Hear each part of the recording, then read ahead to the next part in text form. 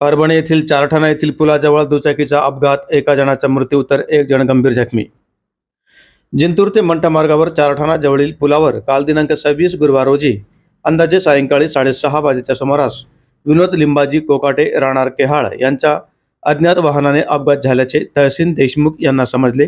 त्यांनी केहाळ येथील काँग्रेस पक्षाचे सेलू जिंतूर विधानसभा अध्यक्ष रामभाऊ घुगे यांना कळवले। तात्काळ चारठाणा येथील रुग्णवाहिका चालक शेख इसाखुद्दीन यांनी अपघात झालेल्या विनोद कोकाटे यांना जिंतूर ग्रामीण रुग्णालय येथे दाखल केले।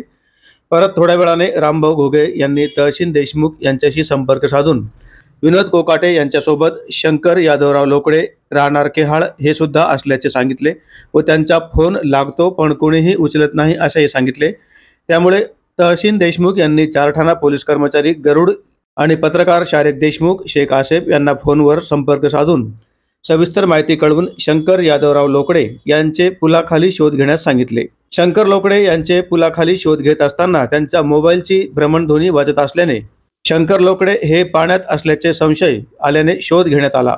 अपघात झालेल्या वेळेच्या 3.5 तासानंतर शंकर लोकडे यांचे प्रेत पाण्यामध्ये आढळून आले आहे। निकृष्ट झालेल्या पुलामुळे वारंवार या ठिकाणी अपघात होत असल्याने वाहतूक विभाग अधिकारी व सार्वजनिक बांधकाम विभाग नांदेड येथील अधिकाऱ्यास काँग्रेस जिल्हा कार्याध्यक्ष नानासाहेब राऊत व सहाय्यक पोलीस निरीक्षक अंधारे यांनी फोनवरून 15 ते 20 जण पुलामुळे अपघात होऊन दगावले असल्याचे सांगितले। पूल दुरुस्त करून देण्याची कडवड भाषेमध्ये त्यांना विनंती केली।